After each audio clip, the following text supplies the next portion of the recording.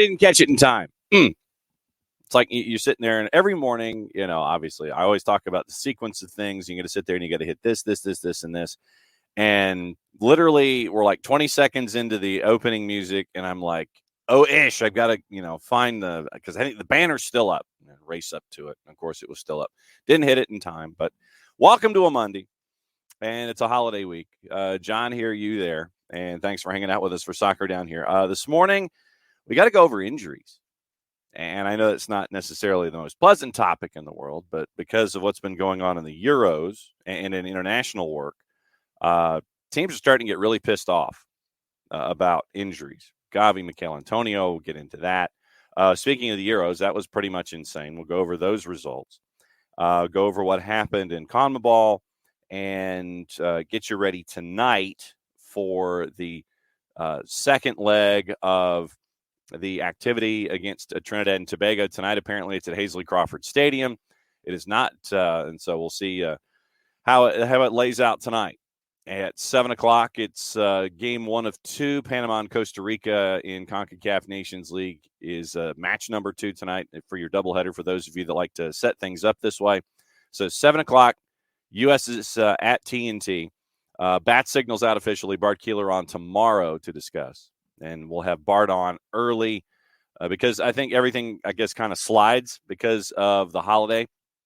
So here is where this is where you come in this week. On Thursday, obviously, since we're all going to be racing around and trying to figure out what kind of El Tryptophan we want to have and all that kind of stuff, what would you like your list? What would you like your Thanksgiving hold music to be on the network?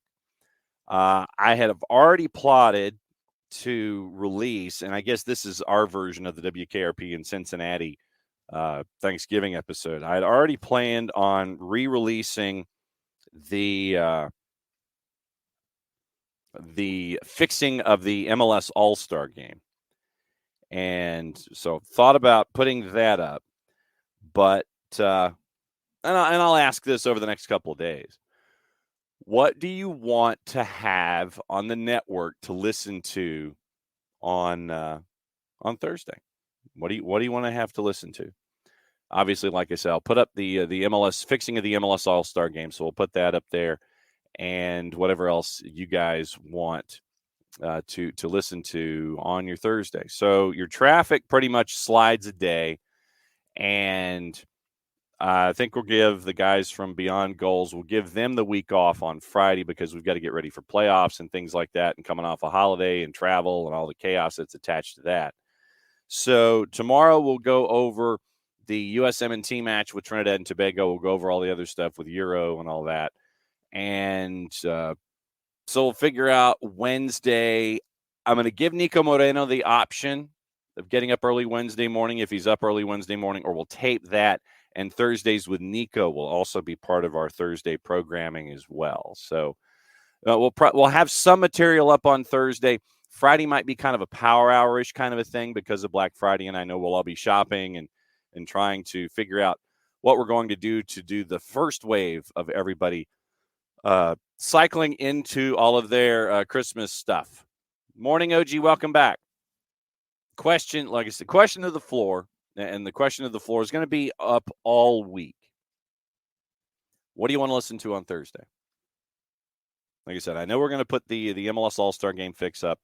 What else do you want to listen to? Is there any past episode that we can track down that you want re-released that you can have as you're getting everything prepared for your Thanksgiving Day, whatever that day holds?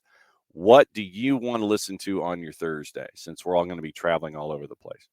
Absolutely need to revisit Mascot Talk on Soccer over there. Okay, so all right, so let me write this stuff down as we go. So Mascots on Soccer over there, and the MLS All-Star Game fix. So yes, I am taking requests as to what you guys want to listen to while you're getting everything squared away on Thursday. So Mascots, according to the OG, on SOT. So we'll track down some of that stuff while we're going. All right. So this morning, like I said, we'll talk injuries. I know it's not a pleasant topic, but some folks are really pissed off. Got to talk about, then this is once again what happens when you don't have an afternoon drive show.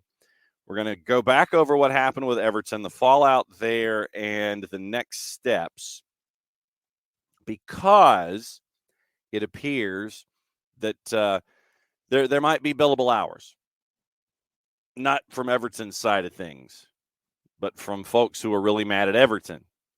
So that has a second level as well, and a third level involving Manchester City, Chelsea, etc., where there's all of that discussion, and people are sitting there going, all right, Chelsea and Manchester City, we're going to wag our finger at you now. Not that they're high-priced lawyers and high-powered lawyers won't be trying to delay as much as humanly possible there either. But, it's we got wow. It's the first bot that we've had in quite some time, and it's a Russian bot. Wow. It's the first bot we've had in quite some time. You think you escape these kinds of things, but then you don't. Morning, Alex. So let's see. What else did I have on the sheet this morning? Obviously there's injuries and stuff. Oh yeah. And we got to talk about that. Yeah, we got to talk about that.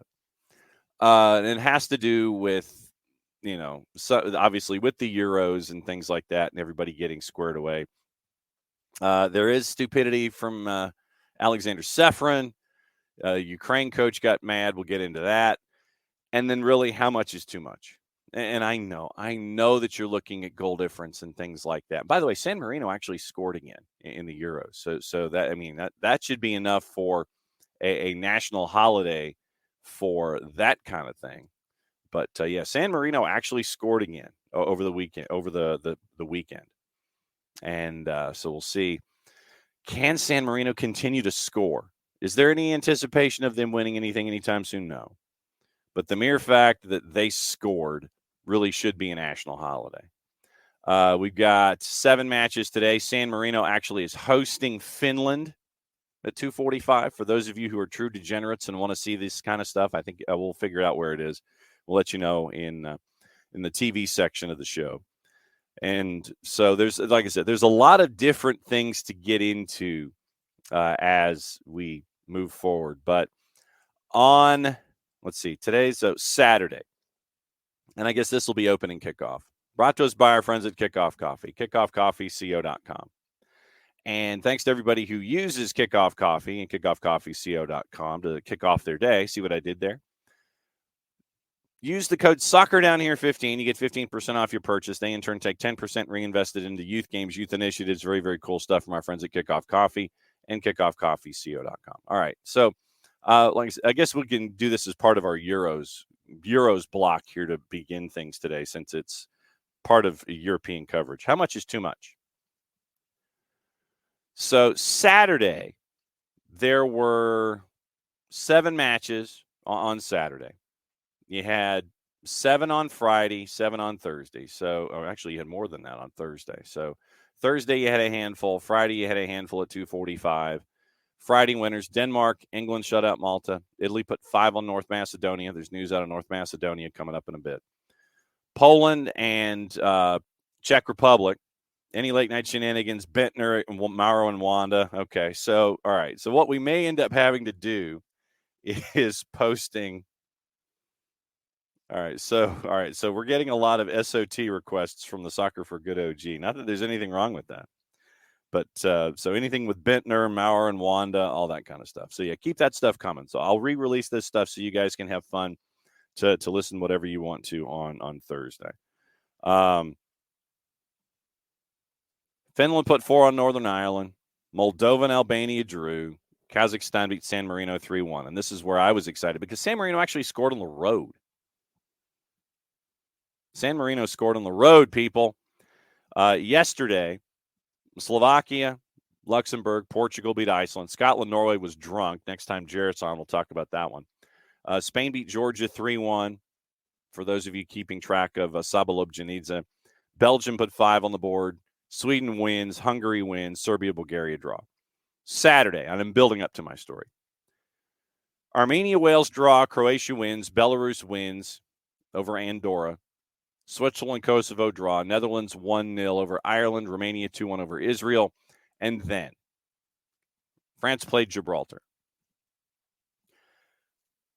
Going into the match, Gibraltar, and I probably should just buy their gear right now anyway. Gibraltar was a plus 66.50 to win. France was a minus 10,000 to win. So, 90-minute draw was a plus 30.71. France beat Gibraltar 14-0. 14-0. Isn't that a bit much? I mean, seriously.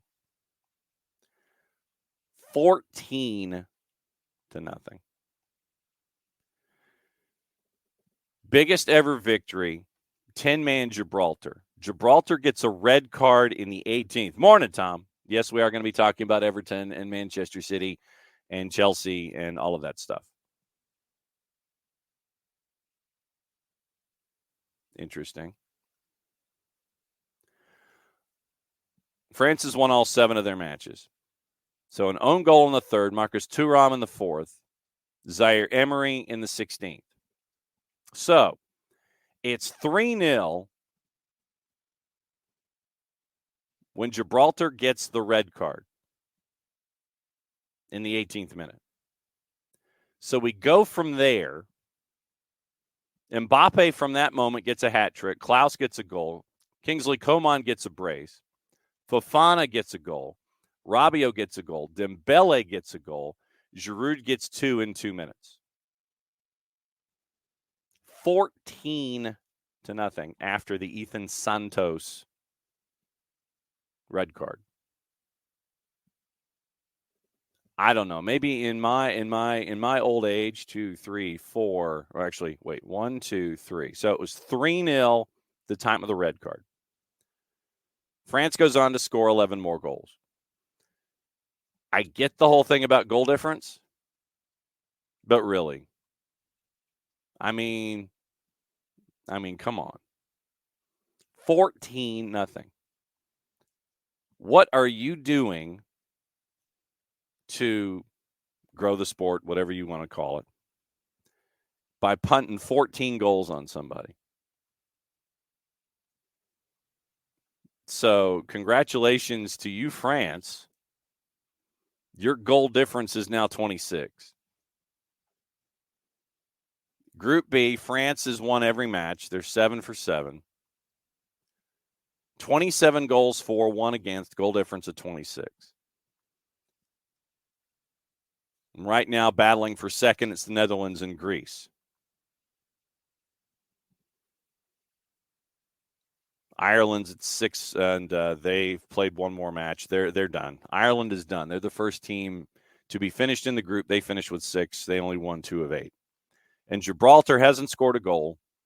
They've given up 35, and obviously they ain't getting out of group. They got one more match to go, and it's against the Netherlands, and it's coming up tomorrow. If I'm a Gibraltar national team player, is it cool for me just to get out there and go up against Kingsley Coman and Kylian Mbappe and Marcus Thuram and all that kind of stuff, knowing that you're going to get thumped like that, especially after you end up with a red card in the 18th minute and you're already down 3-0? And then they think they scored, was it 4 in rapid succession in the 30s? So here's the rundown. Like I said, we'll go over juice boxes in a bit, but you see a scoreline like that and you're going, man, I mean, even with Malta's national team, let's take a peek at all the teams at the bottom of the tables. And Michael Head says, yeah, I said the same when the women's national team did the same to Thailand in the World Cup. Group A, the Cypriots did not make it out of Group A. Lost all 8, scored 3 goals, gave up 28. I mean, they're losing. I mean, they gave up 6 to Spain. Yeah, but it's like 4-3-3, and then they scored the one, losing to Cyprus 3-1. I mean, losing to Spain 3-1.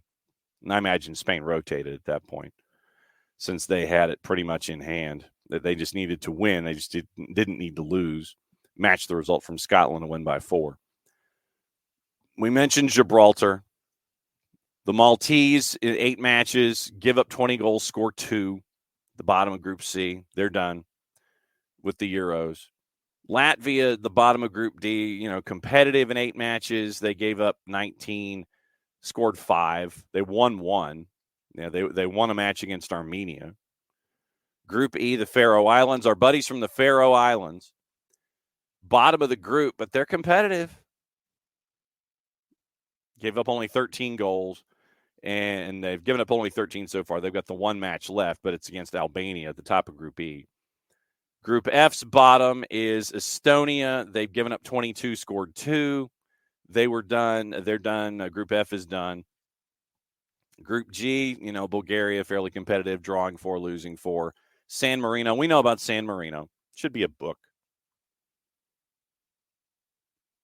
Group I is, San Marino gives up 29. They've scored 2. And they've got 1 more match to go in group. Group I, Andorra, they've scored 3, given up 18. Group J, Liechtenstein is the one that's the bottom of the table. They've only scored 1, given up 28. But, Michael, this is where I'm torn. It's what happens when competitions are open to lesser teams. If you don't open the competitions up, then and I guess this is the catch-22 that I'm staring at here. If you don't open up the competition to these teams, how does the game grow? And then once they're in these competitions and then they get thumped, are you growing the game? And so I guess this is the catch-22 question that I'm kind of milling about here. Yeah, 14, right, I know. And then you get 14 and 13, et cetera, I know. But I'm trying to figure out a way, and I guess this might be a question. I'm trying to figure out a way to grow the game, have everybody involved, and then, try not to have these, I guess, don't get a red card? That might be the lesson. I don't know. Because then that way you can't go a man down, then you're going to bunker and then you're going to tire defensively, all those kinds of things. But this is where, like I said, this is where I'm torn. You got to have everybody involved, especially with the format being what it is and qualifying and chasing after everything. I mean, we talk about it in March. We talk about it in March and April every single year, and February when it comes to college basketball. You have conference tournaments so you can have those 13 seeds and the 12s in the conference tournaments, not just in the tournament, not in the big tournament, but those first day teams that are the 10s and the 11s and they work their way through and they get in. Do they end up working? Do they end up working against the system and bucking a trend, and then they would be the team that would play in Dayton, Ohio on Tuesday or Wednesday?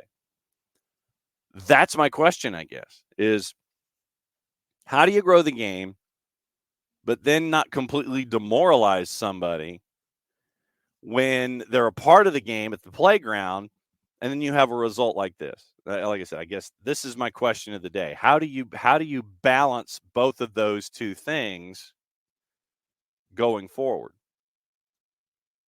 You've got to present these clubs the opportunity. And yes, I know that we sit there and we kind of have a good chuckle at, San Marino every Euro. But I think they know who they are as a part of this. So that to me is, I guess, the hook here. How do you make it inclusive? I mean, if you qualify, you qualify. If you're in, you're in. But then how do you not turn it into, France and the over, and France clearing the over and winning by 2 touchdowns? I guess that's my question here that's attached to all of this. You sit there and you look at a result like this, and I don't think it reflects well on France. I mean, but you beat somebody 14-0. Just take care of business, get out of town. You don't have to put up a number. But the balancing act here is, it's like you want to be a part of get a seat at the big boy table. You got to act like a big boy. And then when you get thumped, what do you do from here? I guess that's part of the growth of the game, is to continue to have games like this. And you hope that they will continue to grow from a moment like this. You just hope it doesn't completely and totally demoralize them as they go forward. So that's the hook in this for me. So I just saw that score line and I was like, really? Okay. So, yeah, like I said, that was just one of those things that kind of sat there and rubbed at me, and I was like, really? Okay. You sure about this? All right, fine. But like I said, that was just one of the big results from the weekend in European competition, and Nations League going on. We mentioned Nations League. And today, 2:00, Aruba and the Caymans, Dominica, Turks and Caicos. That's League C. Once again, playoffs tonight. Trinidad, big underdog at home. North of plus 1,900 in the composite, by the way, when it comes to our Thanksgiving side dishes. U.S. is a minus 909 to win. The other one, once again, late night, Panama, Costa Rica. Panama minus 123 at home hosting Costa Rica. Costa Rica is a plus 333. 90-minute draws a plus 247. So we've got all of that coming through. But the big one to pay attention to is tomorrow, Mexico and Honduras. Mexico and Honduras in the aggregate. You got to keep an eye on that one. Mexico's got some work to do at home. Mexico's at a minus 714. Once again, we'll get into the juice boxes for all this stuff as we go. But Bart Keeler bat signals out tomorrow to discuss what happens tonight as we go forward. Get your tickets for Dallas now. I think they're ready for the public consumption. There was a ticket window for those folks who are tight to Jerry World. You can get it at the pre-sale if you wanted to get into the semis. So that's already done and gone.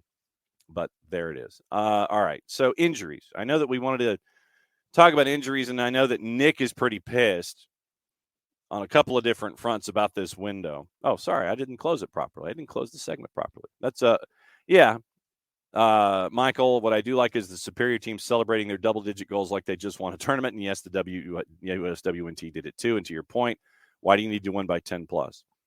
Yeah, I mean, unless there's a goal difference thing that you're sitting there and you're paranoid about, I don't think you need to. But go in, get your job done, win 5 or 6-0, get out of town. Give some of your younger players their first caps, move on, rotate your squad. You get a safe enough lead, move on, roll. But like I said, unless there's a goal difference thing, I don't know why. Opening kickoff brought to us by our friends at Kickoff Coffee, kickoffcoffeeco.com. And once again, don't forget to use the code SoccerDownHere15. You get 15% off your purchase. They in turn take 10%, reinvested in the youth game, youth initiatives. Very, very cool stuff from our friends at Kickoff Coffee and kickoffcoffeeco.com. Injuries. And I know we all have our favorite teams. Oh, we also can get into the college activity from the weekend as well. So that'll be something that we keep an eye on too today. But injuries. Folks are pissed. Folks are really pissed. 2 instances come to mind. First one is Gavi. Barcelona midfielder Gavi faces surgery after tearing his ACL in the qualifier with Georgia. Club said that earlier this morning. Tackled from behind and his knee buckled during the already qualified Spain's 3-1 win in Valladolid. Quote, tests carried out on Monday morning on first-team player Gavi have shown he has a complete tear of the ACL on his right knee and an associated injury to the lateral meniscus. The player will have surgery in the coming days, after which a new medical update will be released. Club did not predict how long Gavi would be sidelined for, but with Euro 2024 kicking off on June 14, could face an uphill task to be fit in time. Established himself as a key figure for both Barca and the national team over the past 2 years after coming through La Masia. So you got that to look at. Then the other injury has drawn the rancor / ire of West Ham. Boy, is West Ham pissed. Yes, always celebrate goals. West Ham is pissed. John Percy at the Telegraph. Michail Antonio may have suffered a long-term injury on international duty with Jamaica, flying back to England for a scan, as concerns grow that the forward could miss the rest of the season with damage to his medial knee ligament. Morning, Ropes. 33-year-old went off late in the first half of Jamaica's CONCACAF Nations League quarter against Canada Saturday night, seen limping down the tunnel.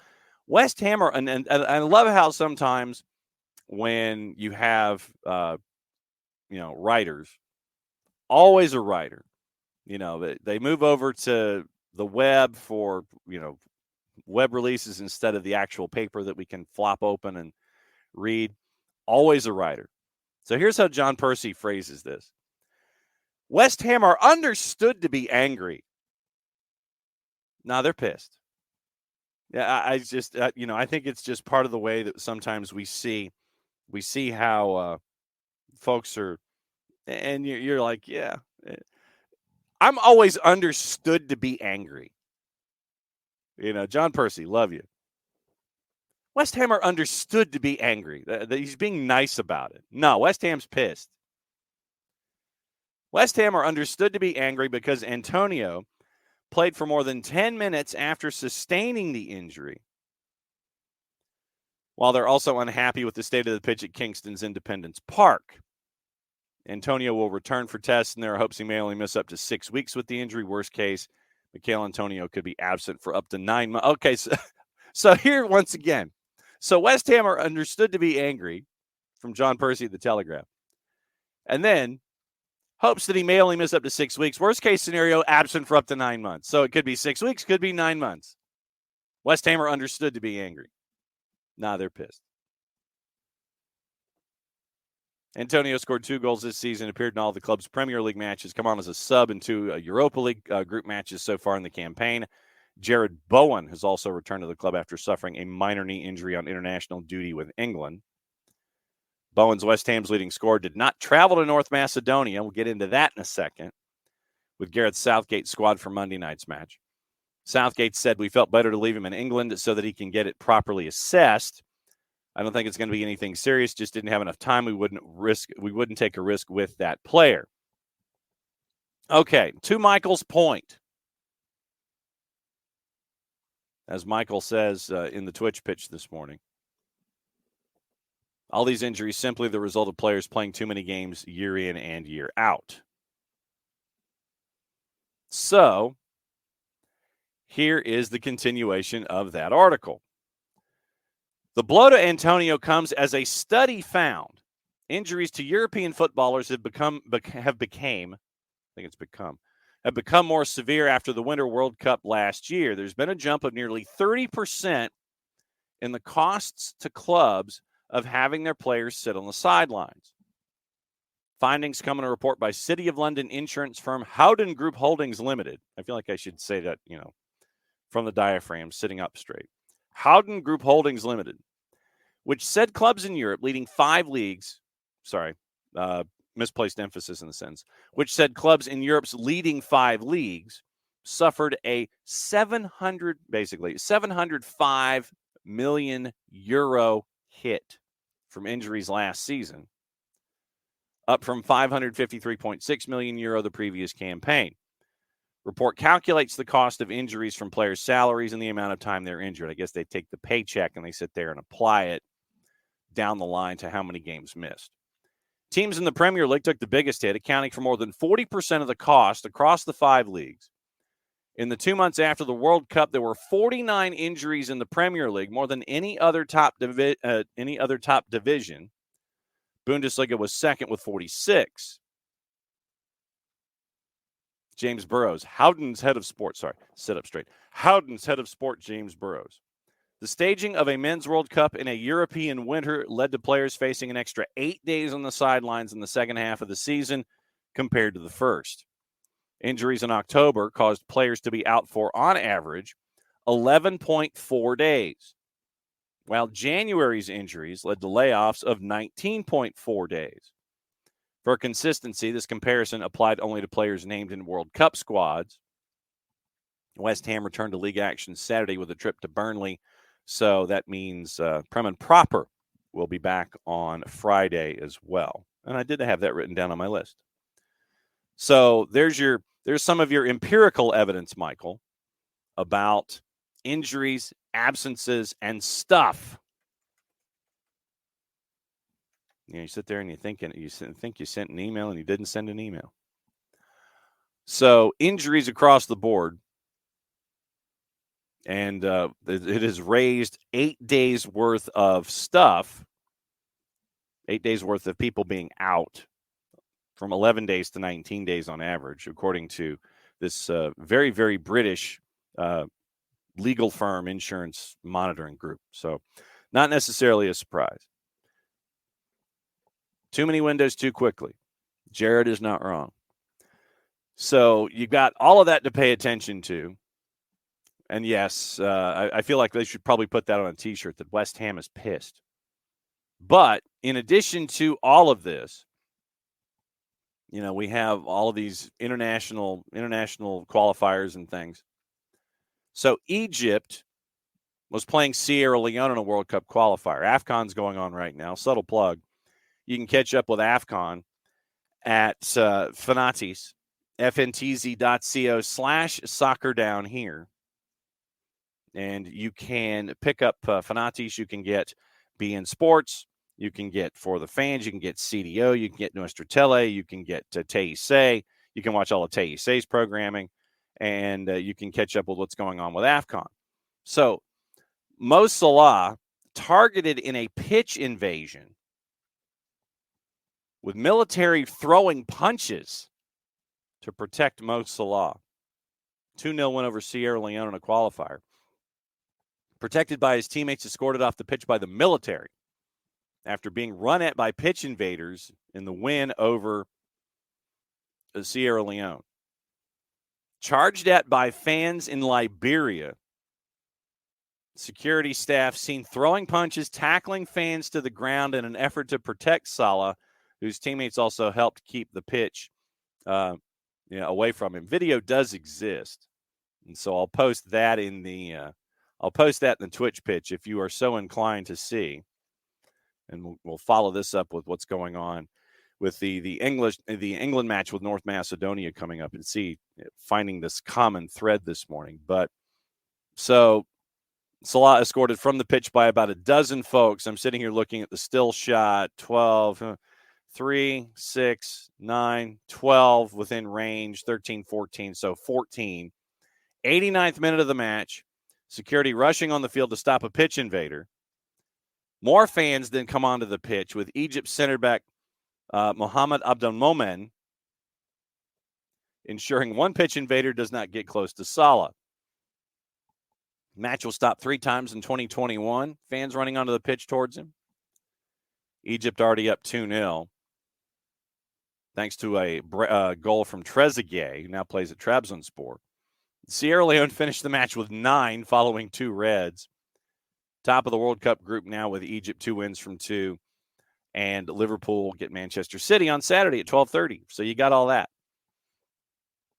So, Mo Salah being chased. Then Premier League clubs, as we kind of blend our way through, Premier League clubs fear injuries to England players on the pitch in North Macedonia. The playing surface at Toshproski was called dangerous by Ciro Immobile after the 1-1 draw against the host North Macedonia. Waiting nervously. The Premier League clubs waiting nervously to find out whether or not their England stars avoid injury. North Macedonia forced to relay the turf at Toshproski around 6 weeks ago after UEFA banned the use of the previous surface. Italy received an apology from North Macedonia back in September for the state of the pitch. England's got to keep their fingers crossed with this particular surface. England trained in London, flying to North Macedonia last night. Gareth Southgate hadn't seen the pitch before doing his -1s, hadn't seen the pitch. Premier League clubs are aware of fears over the surface and are now nervously hoping players do not return with injuries. Players who stepped on the pitch Sunday night described it as being rock solid. Southgate diplomatic when he was asked about it. I know they've relayed it. Wouldn't imagine it hasn't quite knitted, but we'll see. That's why you want to make sure you're qualified well in advance. So then what you do is you start dudes who you wouldn't normally start. It's like, hey, you want your first cap? You're going out there against North Macedonia on that surface. Congratulations. Southgate added, no, we wouldn't take any chances with players. Asked whether or not the pitch would impact his team selection, prompt him to protect players. Jared Bowen hasn't traveled. We mentioned that earlier. He was just feeling something after training, and we didn't have time to really assess it. Probably need a scan to give us confidence. We're not taking a chance. In September, Ciro Immobile complained about the pitch in Skopje, saying, playing on a pitch like this could be dangerous. We knew it was going to be a tough game, but on this field, it becomes even tougher. Following the draw with Italy, North Macedonia midfielder Eljif Elmas, quote, it is a great result because we played on a frankly shameful pitch, so the North Macedonian players aren't even happy with it. I can only apologize to all Italians, to all of Europe. You cannot play football on a pitch like this. It was a problem just for us just as much as it was for Italy. Pitch is not only the problem teams have experienced at Tosh Proski. 3 years ago, Spurs had to change the goalposts ahead of a Europa League qualifier after noticing that they had been too small. I remember that. So keep an eye on what's going on with North Macedonia and England. How many times have you heard that on this show? And as we continue our thread this morning, now that we're discussing things in the Premier League, once again, this is what happens when you don't have an afternoon show on Friday. With everything that was going on with Everton. Sorry, Rope. Sorry, Tom. Now, and as we continue to build through all of this stuff, we'll talk about legal ramifications, repercussions, etc., etc., etc. Because there's a lot here, and there's a lot to digest. I know, Ropes. Like I said, it's what happens when you don't have an afternoon show on a Friday. So the 10-point deduction, this we know. So right now, as things stand, with the 10-point deduction, and I know that I figured that Tom and Ropes would be sitting there in the Twitch pitch and just making all kinds of emojis and angry stances and things like that. So right now, because of the 10-point deduction, Everton is 19th. 2 points from safety. But because of the deduction, they drop from 14th down to 19th. Tom thinks it likely gets reduced on appeal.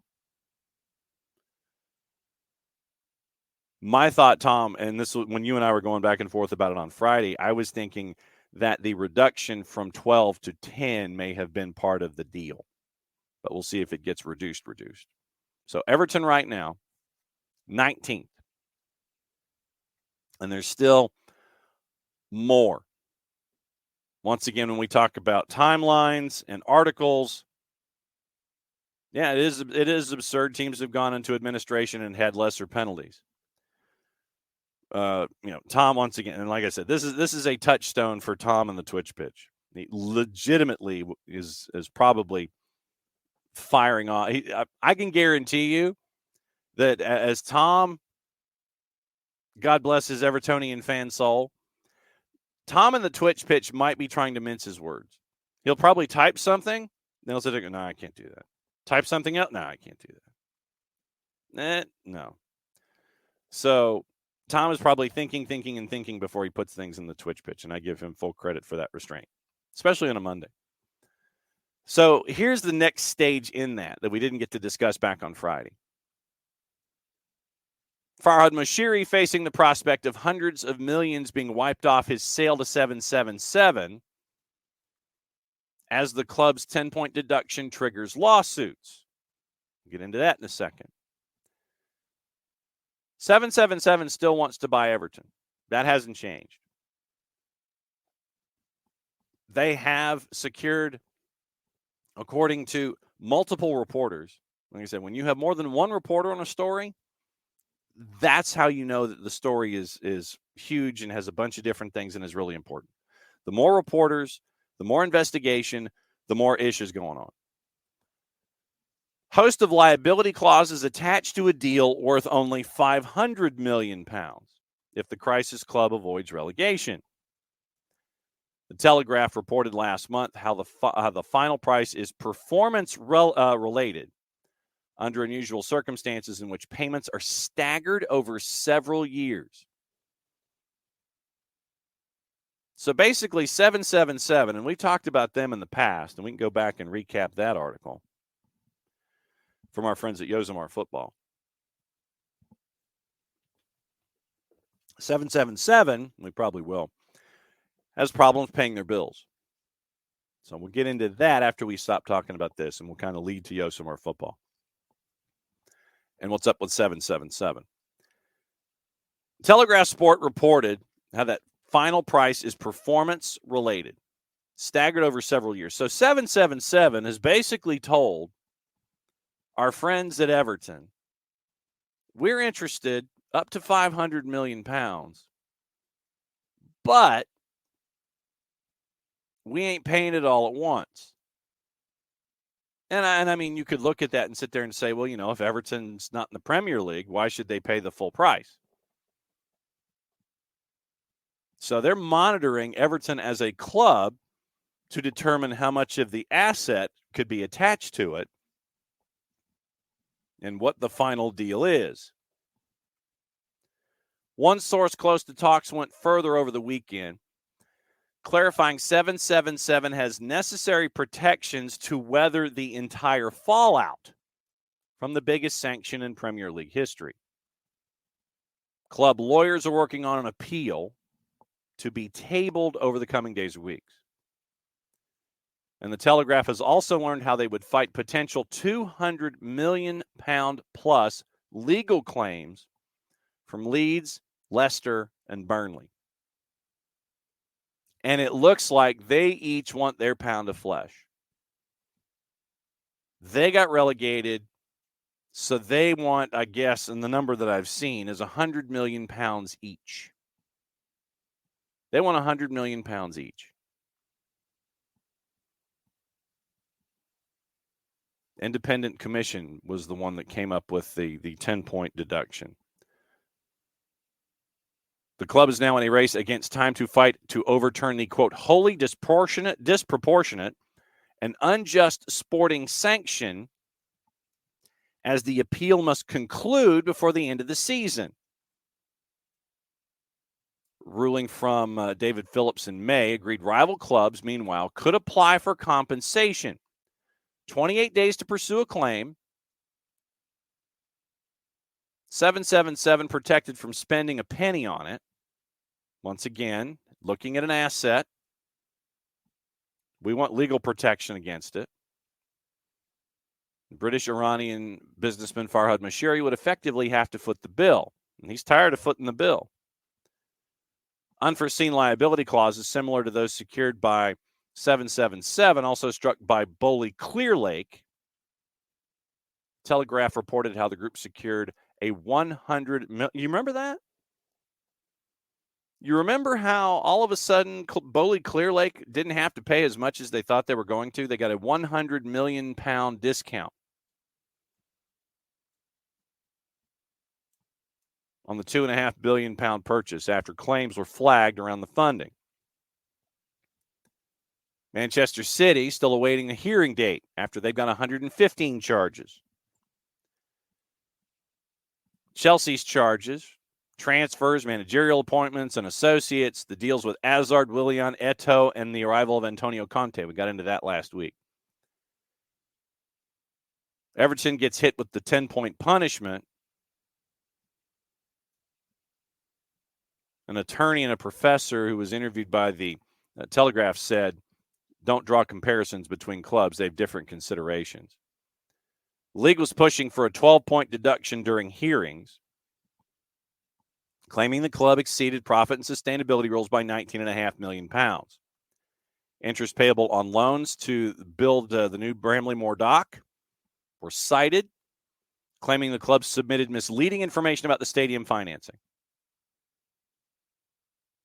Everton's appeal now fought on several grounds. In terms of proportionality, Everton, and this is from the lawyer professor that was interviewed by the Telegraph, Everton may argue the application of relevant regulations and statutes of the relevant sport governing bodies may produce scenarios in which the result is neither just nor proportionate, as is the present one, depending on the evidence available. General principle of sports law, any sanction must be just and proportionate to the legitimate aim pursued by the regulator. Lawsuits by clubs who claim they missed out on silverware being relegated are a difficult scenario for all these claimant football clubs. 777 said they weren't making any comment. And 777, we mentioned them. Controversies founded, they were founded in 2015. They got controversies, including allegations of fraud. So here's your timeline for Everton. Farhad Mashiri buys 49.9%. Later increases to 94%. Spends more than £700 million on players. 22, March the 2nd. Everton suspends all sponsorship deals with companies linked with Moshiri backer Alisher Usmanov following the Russian invasion of Ukraine. March 24-23. Club referred to an independent commission by the Premier League over alleged breaches of financial rules. A week later, they announced losses that take their total loss over 3 years to £304 million. September 15th this year. Moshiri announces he struck a deal to sell to 777. Sales understood to be for $500 million and £500 million, including extraordinary performance-related clauses. October 25th was when the recommendation came out about the 12-point deduction. November 17th was the announcement of the deduction. So that's where right now Everton is. And so now, as a part of this, to the point that Ropes was making,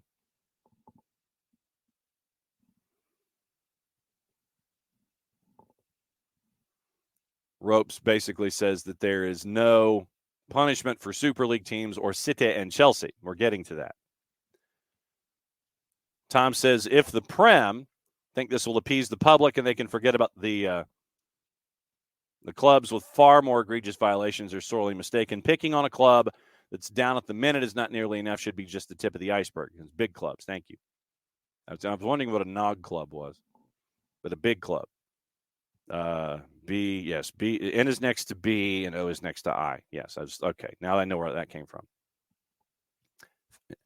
All right, so Chelsea, we know Chelsea's facing multiple charges.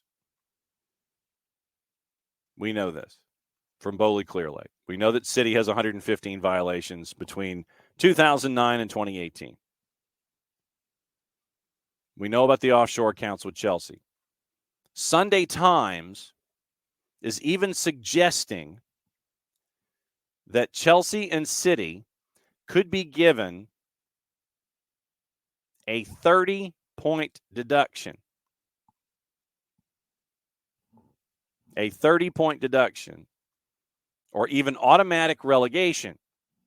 Obviously, those that ain't happened before.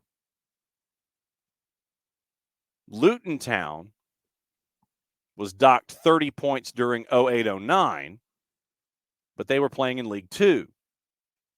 It's a bit of a difference. Points deduction meant the Hatters finished bottom of the table, relegated to the National League. Second consecutive season, they were relegated, punished for irregular transfers, and having to go into administration. We talked about Everton's losses. City recently revealed record profits. We talked about that. It was £800 million basically doubling year to year. When you win a treble, that'll happen. Chelsea recorded $340 million losses during a 2-year stretch from 2020 to 22. Sell-off will help them with FFP, folks believe.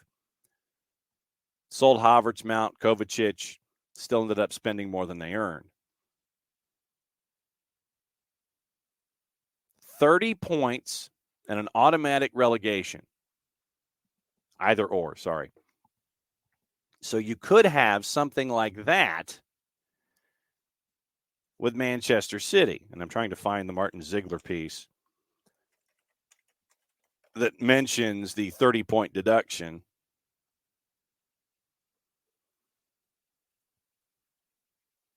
A lot of folks are sitting there and they're wondering, okay, basically it's referred to as financial doping. And Stefan Borson, when interviewed by SI, believes that relegation is a genuine possibility when Manchester City finally gets to their time in court. 60-point penalty being discussed. I've never seen a 60-point penalty, but I've heard 30.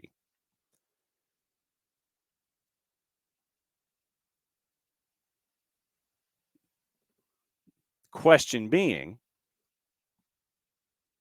and somewhat philosophically, would Manchester's 60-point relegation be a bad thing for them? So Marsa, when they decided to chase down this rabbit hole,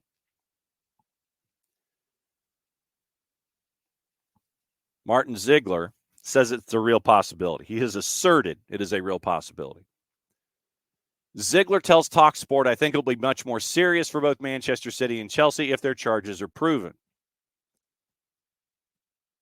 Ziegler says, Manchester City have received 115 charges. Everton only had 1, and Chelsea still under investigation, so we don't know the number of charges there. If you look at Manchester City, there are many more charges, but they're much more serious. So Manchester City will have a real fear that they will face possible relegation from the Premier League.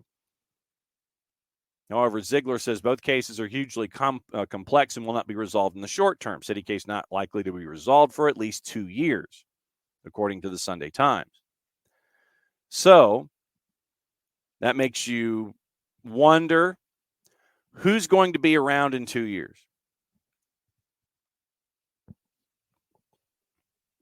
From a player perspective, from an owner perspective, what will Manchester City look like in 2 years? What will Chelsea look like in 2 years? City, to recap, subject of a 4-year investigation from 09 to 18, of their activity from 09 to 18. Also accused of non-cooperation. Premier League lawyers believe City refused to disclose the true source of the club revenue by claiming it came from sponsors under the context of the club's Abu Dhabi owners.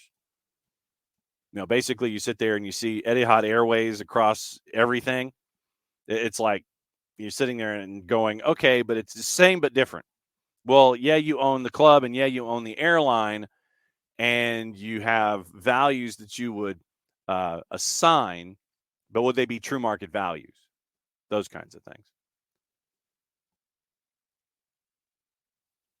After City was charged with 115 breaches over 9 years, relegation already was being predicted as a possibility. UEFA fined Chelsea €10 million for failure to provide certain financial information during Abramovich's tenure from 12 to 19. Went into that. Only 2 other clubs have received points deductions in Premier League history. Middlesbrough deducted 3 points for missing a game. Basically, no, not today. 3 points for missing a game against Blackburn in the 96-97 season. 2010, Portsmouth deducted 9 points after going into administration. That seems almost like a fait accompli. You're going into administration. Here's another 9-point deduction. Thanks. We're going to pile on. Okay, good for you. Both clubs unable to avoid relegation. Color me shocked. But yeah, the thought, would relegation be that bad for Manchester City? Of course it would. You're dealing with you're dealing with clubs in 9 figures worth of revenue. Of course it would be bad for them. I love the philosophical. Would it be bad? Would it be a bad thing if they were relegated? If they got a 30 point deduction, would it be bad? Of course it would be bad. All of your values, much like what 777 is staring at when it comes to the future investment in Everton, it's different levels of investment then. Different levels of investment. Why would I want to invest? Why would I want to invest the way that I have if you're in the championship? Seriously, why? I feel like Ross. Why? Why would you want to invest? At the same idea. At the same level. Nope, wouldn't want to do it. Oh, circling back to what happened in the Euros. Scotland and Norway was insane yesterday. Like I said, next time Jarrett's on, we'll catch up with him about that. 3-3 draw. And the way that we can stare at the standings now going into today, since we're in a European frame of mind, today. And we got today and tomorrow, and then it's the end of the window. So we mentioned North Macedonia, England, big favorite. All of these are at 245. We'll get into where you can watch all this stuff coming up in a sec. Albania, big favorite at home against the Faroe Islands. Czech Republic, big favorite at home against Moldova. England, big favorite on the road at North Macedonia. Denmark, favorite at a minus 182 against Northern Ireland. Finland, minus 2,000 at San Marino. Just score. Slovenia, big favorite at home at a minus 217 against Kazakhstan, Ukraine. And we've got Ukrainian news having to do with this particular fixture with Italy and Ukraine. Italy at 245, a minus 141. Ukraine is a plus 412. We mentioned standings. Group A, done. Spain and Scotland in. Norway, drunken madness, and a 6-goal draw. Spain and Scotland in Group A. Right now, Group B, Ireland done. France clinched. Netherlands and Greece is the one that's being decided. Netherlands plays Gibraltar next time out. Greece gets France. France is probably going to rotate. If Netherlands win, Netherlands have to match the result for Greece to get into Group B. England right now, 6 points clear, 1 match to go. The biggest matchup is Italy-Ukraine. Like I said, we've got news on that coming up on the other side. Group D, chaos. Turkey, Croatia, Wales all separated by 5 points, 1 match to go. Turkey gets Wales tomorrow. Croatia gets Armenia tomorrow. Turkey at 16 points, Croatia 13, Wales at 11. Group E, just about as much chaos, but Poland's in the barn at 11 points. They can't advance. Albania, Czech Republic, Moldova. Albania's at 14 points. They play the Faroe Islands next time out. They should win. They should win Group E. Czech Republic, Moldova is the one that pay attention to today. Moldova wins, they advance. Czech Republic just needs a point. Poland's in at 11 points. They can't advance. Group F, Belgium, Austria, they advance as 1 and 2. Group G, done. Hungary in, Serbia in. Montenegro loses on the last day to Hungary. They finish 3rd. Group H, Denmark's run the tables. Well, they've almost run the table so far. They have 1 more match day to go. 3-point lead on Slovenia. Kazakhstan is at 18 points. So Kazakhstan plays Slovenia next time out. That's later today. Romania, Switzerland in Group I. Those are the two to pay attention to with one more match day to go. They play each other tomorrow. And it will be those two. Israel, Kosovo, 12 points and 11 points. They will not advance. Group J, Portugal, they've won all 10 matches. They advance. Slovakia finishes second at 22 points. So that's what your Euro is looking like today. But, and if I can find the article in short order, I think it was The Guardian. Ukraine is really hot right now at Alexander Sefrin. I know. Join the club. So Ukraine is hitting out at Alexander Sefrin for comments that he made. And so, of course, now that I'm trying to find it, I can't find the article. You know, you have like 19 different tabs open, and you're sitting there and you're going, okay, what do we do? What do we do? What do we do? And I'm going to sit here and continue to go back, and back. Okay, here we go. Mark Ogden, ESPN FC. Ukraine coach Sergei Rebrov has said that Alexander Sefrin made his players angry, made me very angry, when he said it would be a disaster for Euro 2024 if Italy failed to qualify for the tournament. Guess who Italy plays next? Reigning European champs Italy face Ukraine in Leverkusen today. All of Ukraine's Group C home matches obviously played neutral venues due to the Russian invasion. And they need to avoid defeat to qualify for next year's finals in Germany. A win for Ukraine would secure qualification for Rebrov's team, however, and force Italy into the playoff. Italy missed out on both 18 and 22 after losing in the playoffs, prompting Sefrin to say last month he wanted them to reach the finals of Euro 2024. Italy must qualify for Euro 2024. Otherwise, it will be a disaster, Sefrin told La Presse. The Italian national team is too important, but I think it will beat Ukraine. Sefrin's comments were met with incredulity in Ukraine. Once again, this is Ogden's words.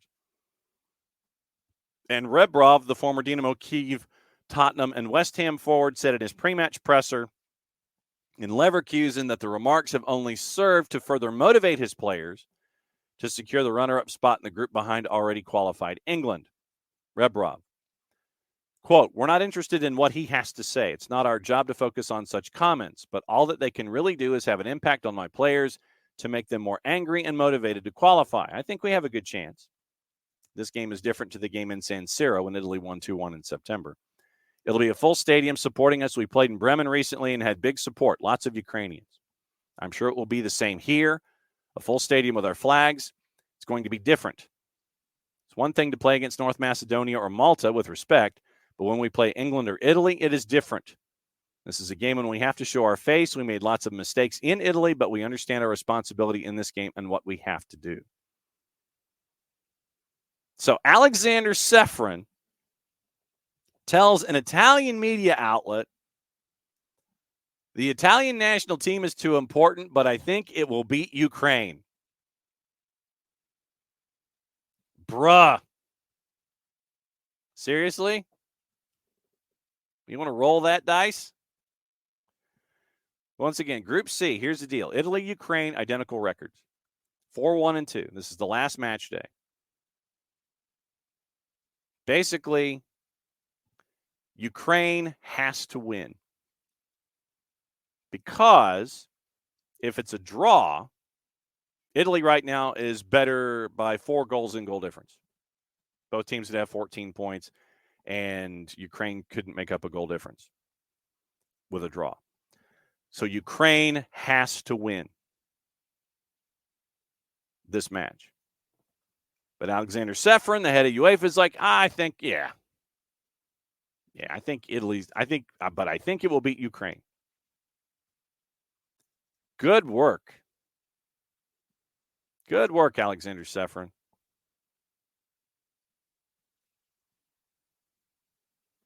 speaking on the sidelines of the Frankfurt Book Fair.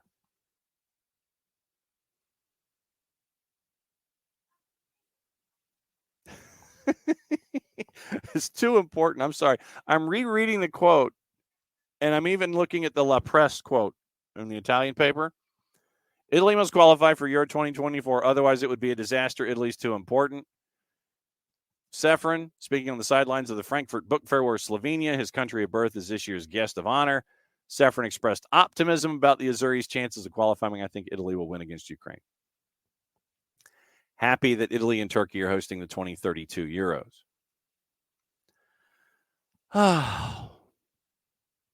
Way to go. Yeah, I think they will. I think it will beat Ukraine. It's not what you want to say publicly. Not what you want to say publicly. In other stuff in the Euro, Romelu Lukaku scored 4 to break a Euro record. And Haaland, who has a bit of an injury, reports out of Manchester City are saying it's not too serious in the grand scheme of things. But Norway's out of the Euros after the drunken 3-3 madness yesterday. So keep an eye on Manchester City. Haaland might be dinged up. To what extent, we don't know. He missed the final after injuring his foot in a friendly against the Faroes. Thursday's friendly able to finish. And so, not serious. So much pain, somewhat limited function at the Scotland game, unfortunately, comes a little too early, according to team Dr. Ola Sand in a statement. So, Norway and Scotland just decided to play a 3-3 drunken madness draw. So you had that. But keep an eye on Haaland and all of the other players coming back, because we have discussed the quick turn and the injuries and things. That 14-0 win. A lot of folks talk about San Marino, where San Marino, they've lost a lot of 9-0s, 10-1, 10-0, 11, 13-11, that kind of thing. Spain beat Malta 12-1 in Euro 84 qualifying. The match, Michael, had that you were talking about earlier, 13-0 against Thailand in the World Cup. Germany 7-1 in the 2014 World Cup. I guess they're looking at that going biggest upset. Yeah, it was a big upset. Australia beat American Samoa 31-0 in the 02 qualifying. And that was what inspired friend of the show, Thomas Rongen. And next goal wins. Australia 16-0 at the break. And then you go from there. But so those are your other big blowouts. The other injury that I forgot to mention early on, Vinicius Jr. sidelined with a hamstring injury, expected to be unavailable for 2.5 months. More serious than the hamstring problem in his other leg, kept him out for a month with August and September earlier, forced off with a thigh injury during Brazil's 2-1 loss to Colombia in a World Cup qualifier Thursday. Returned to his club for further checks. Real Madrid said that he has been diagnosed with a tear in his left femoral bicep, which is a tendon affecting the tendon in his hamstring. His recovery will be monitored. 6 goals, 4 assists for Madrid this season. They've also lost Camavinga to injury on international duty. Torn ligament in his right knee, training with France. Camavinga played in every league game for Real this season. Joins Courtois, Militao, and Goulet on the list of Madrid players who've suffered knee injuries. Madrid second in the Liga, 2 points behind Girona. Travel to Cadiz on Black Friday when the league resumes after the international break. So there's all of that we get to stare at. Fantastic stuff. All of these injuries, all this madness that's going on. So let's get into transfer talk. We'll take a tour of transfer talk and get into all of that discussion. So here's what we've got. Leroy Sané has not closed the door on a move away from the Bundesliga champs, according to Sport. Forward, his contract expires in 2025, has been the subject of intense interest from La Liga giants Barcelona, Real Madrid in recent months. Early November reports emerged no concrete agreement had been made between Bayern and the 27-year-old to extend his contract. Now, while on international duty with Germany, Sané has said, hadn't thought about it yet. Club wants to have conversations, but for now I want to focus on the season. Bruno Fernandes has spoken of his admiration for Benfica midfielder João Neves.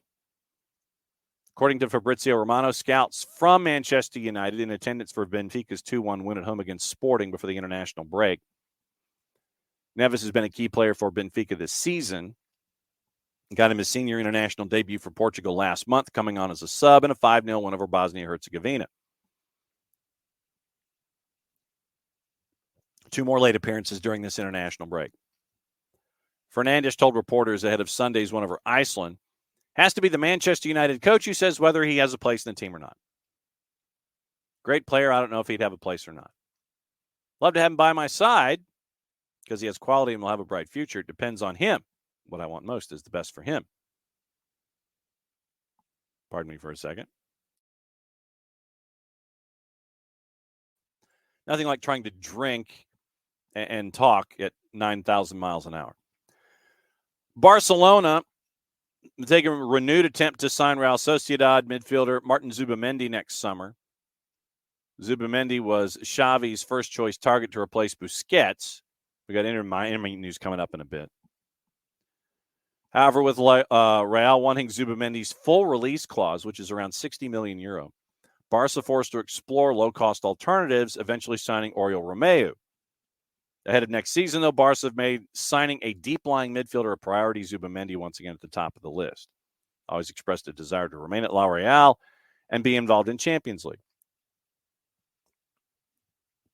Real Madrid-bound wunderkind Endrick said he's more of a Cristiano Ronaldo fan than Lionel Messi ahead of his Brazil team's World Cup qualifier against Argentina. Are you sure that you wanted to do that? Are you sure that you wanted to do that? Palmeiras' striker, who is 17, dear young child, made his Brazil debut in a 2-1 defeat at Colombia Thursday, expected to play against Messi's Argentina at the Maracanã tomorrow. Messi's a great player, but I'm more a fan of Cristiano Ronaldo. Are you sure you wanted to do that? Endrick, who will join Real Madrid when he turns 18 in July, nevertheless thrilled to face the 8-time Ballon d'Or winner. Messi's phenomenal. He's very good. The best in the world again. I just want to enjoy the moment of being able to play against him, being in the same stadium as him, looking at him up close. I only saw him in video games. Now I'm seeing Messi up close. It's going to be wonderful. Until you get taken to school. And there will be some chirping. If you can find a way to watch this match, I think it's going to be on Telemundo. So if you watch Brazil and Argentina, keep an eye on the interaction between Endrick and Messi. See if Lionel Messi has a couple of moments where Endrick might be a junior in high school amongst our standards, but let's see if Messi takes him to a different kind of school altogether. So Telemundo tomorrow, keep an eye on Messi and Endrick. I'm sure there will be a moment, if not a couple, where Endrick reminds Messi who he really needs to be a fan of instead of CR38. Roma ready to consider an offer for defender Chris Smalling amid interest from Saudi Arabia, according to Gazzetta dello Sport. Smalling only extended his deal in the Italian capital to 2025 in the summer, hasn't played since the start of September due to a chronic tendon injury. Gazzetta reports Roma ready to listen to offers for the center back in the January window. Saudi clubs are interested in Smalling in the winter. And longer term, others at the Giallorossi could also be targeted. Spinazzola out of contract in June. Dybala could also be in demand among clubs, as could Jose Mourinho.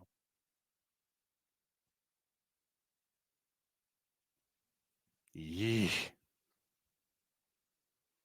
Oh, when we talk about money investment, Manchester United have spent €990 million since 2018, but they only have one trophy. The 22-23 Carabao Cup. So the Gummy Bear Cup for about $1 billion, billion euro. 31 players have arrived at Old Trafford in that 5-year period since 18 to 23.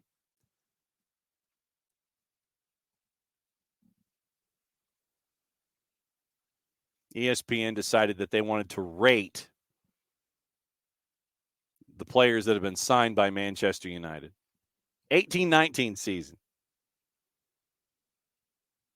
And I'm sure that Drew Dickinson, his ears are burning because of this discussion.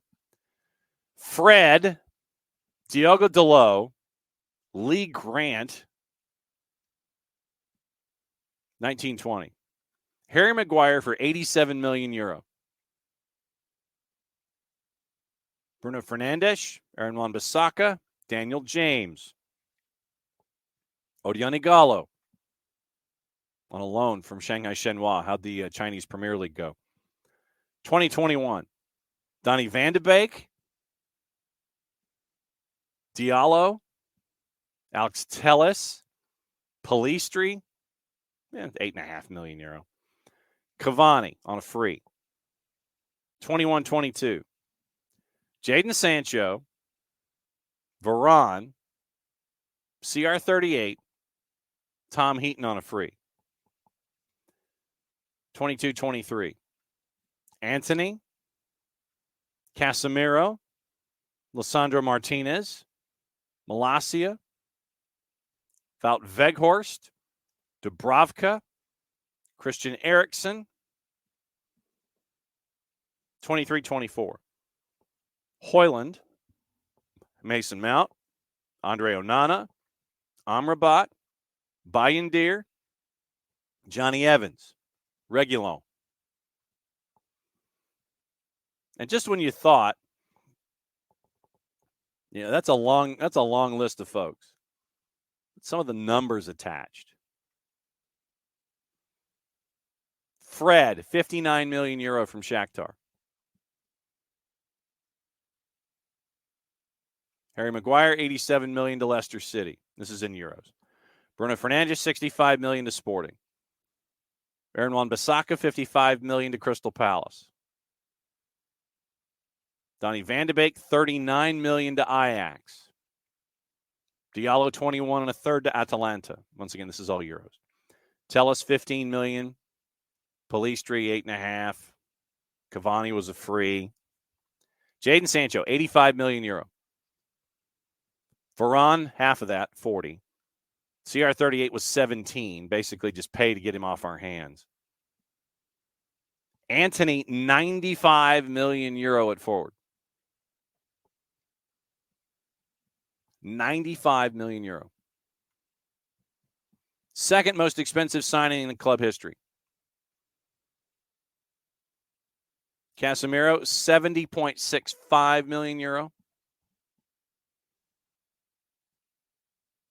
And so Mark Ogden refers to this as a panic signing after missing out on Frenkie de Jong. Lisandro Martinez, €57.37 million. You hit up Ajax twice. You're doing your old clubs a favor. You're doing them a solid here. $95 million for Anthony, euro. And then, so €152.37 million euro for Lisandro Martinez and Anthony. Malacia was 15 from Feyenoord. You're going to places where you know the talent pool. I get it. Wout Weghorst was a loan for 3. Dubravka alone for a little over €2 million. Christian Eriksen on a free. Højlund, $75 million to Atalanta. Mason Mount, $64 million to Chelsea. Onana, $50 to Inter. Amrabat was a loan. That's a great pickup, by the way. Bayindir was for 5. Johnny Evans a free. Reguilon a loan. So that is Manchester City. That is not football on a budget, kids. That is not football on a budget. Man. Especially all those late numbers. The $152 million to Ajax on its own. Premier League clubs look closely monitoring Real Betis teenage winger Hassan Diao, according to Estadio Deportivo. Promoted to the first team this summer, scored 4 goals in 11 appearances. New contract signed, 30 million euro buyout clause. Marcelo Gallardo, much to the chagrin of Nick Khalifi, arrived in Saudi Arabia, taking over the reins of Al Ittihad. 18-month contract. Gets to work with Benzema and N'Golo Kante. Wandering through the airport. Pictures there. He's got flowers in his left hand. West Ham preparing a new offer for Dominic Solanke at Bournemouth after a £40 million bid rejected in the summer, according to the three-letter paper. Hammers boss David Moyes is in the hunt for a new striker after Scamacca joined Atalanta in August. PSG's Ekitike. Timo Werner also on the short list. Job Bellingham, the target for a lot of European clubs, could even be reunited with his brother at Real Madrid, according to Calcio Mercato. Linked the Sunderland midfielder with a move to Serie A, AC Milan, AS Roma, Newcastle, Spurs. Bologna looking to sign Alejo Velis on loan, according to Calcio Mercato. 20-year-old Argentine youth international came over from Rosario Central in August for 12 million pounds. 3 substitute appearances. Ange Postecoglou has spoken of the need to let him settle. Juve could be open to offers for Samuel Ealing Jr. in January, according to Football Insider. Winger under contract through June of 2025.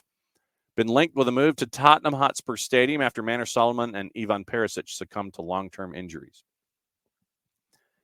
We mentioned dudes that could be on the move. And, we talk a lot about Inter Miami in Major League Soccer. There is a new name that has been added to the list, and it's David De Gea. According to the Daily Star, get this, David Beckham wants to bring Man United goalkeeper David De Gea to the United States. De Gea, as you well know, is currently without Club FC as their starting keeper. At least I think he is their starting keeper.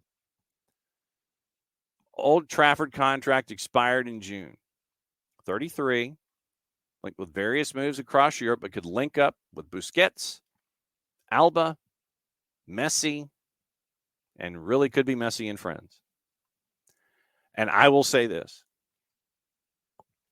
If you want to bring in David De Gea, David Beckham,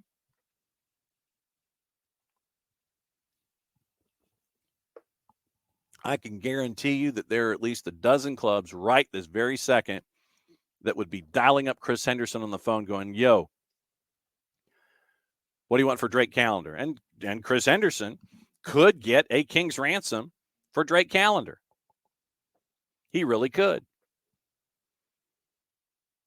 But David Beckham wants to bring him in. So will that happen? Traditionally, you're kind of like, yeah. Traditionally, you see something like that go down, and you know it's going to happen. Keep an eye on Drake Callender. Chris Henderson could get a lot of resources in return if David De Gea ends up being the new number 1 with Messi and friends. Arsenal favorite Santi Cazorla back at his boyhood club Real Oviedo at the age of 38. Wants to inspire youngsters, and he's playing for minimum wage. Good on you. Derek Adams set to be appointed the new manager at Ross County for a third time as he leaves Morecambe, the Shrimpers, the League Two side. Wanted to keep him on, but a contractual release clause has been met, and the link is there now to go back to Ross County. Kai Havertz selected at left back this past weekend by Nagelsmann. Nagelsmann says Havertz could play well again there in the future. Arsenal boosted over the weekend by Gabriel Jesus making a return from injury with Brazil ahead of the run of fixtures. Three-letter papers also saying Dusan Vlahovic from Juve could be heading to Arsenal in the winter. Arsenal reportedly set to be forced to alter their January transfer plans as they're no longer leading the race for Fluminense star Andre, according to the Daily Express. Elsewhere, Daily Mirror former Arsenal chief David Dean has accused Mikel Arteta of damaging the Gunners' image with his stinging rant against VAR instead of backing him up with a club statement. He says he would discipline the Spaniard if he was still in charge. Maybe there's a reason why you're not in charge. David De Gea being lined up. Now this is being made by at least 3 or 4 different locations. 4-letter papers saying Bruno Fernandes has dispelled rumors linking him with a move to Saudi Arabia, explaining how happy he is at United. 3-letter paper writes that United reportedly prepared to triple Antoine Griezmann's wages at Atletico Madrid in an attempt to lure him to Old Trafford.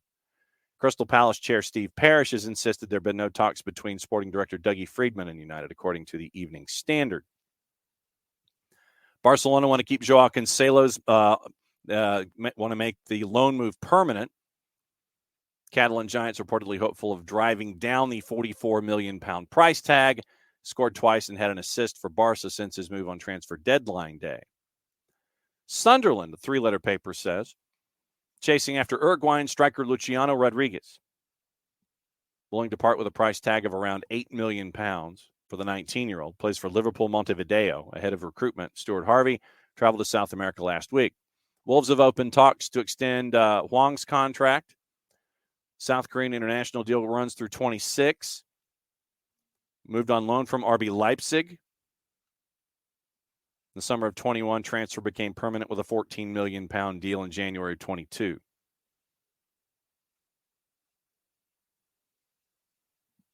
Sir Jim Ratcliffe will put himself on a collision course with Eric Ten Hag if he tries to force the Dutchman to make his peace with Jadon Sancho, according to the Daily Mirror.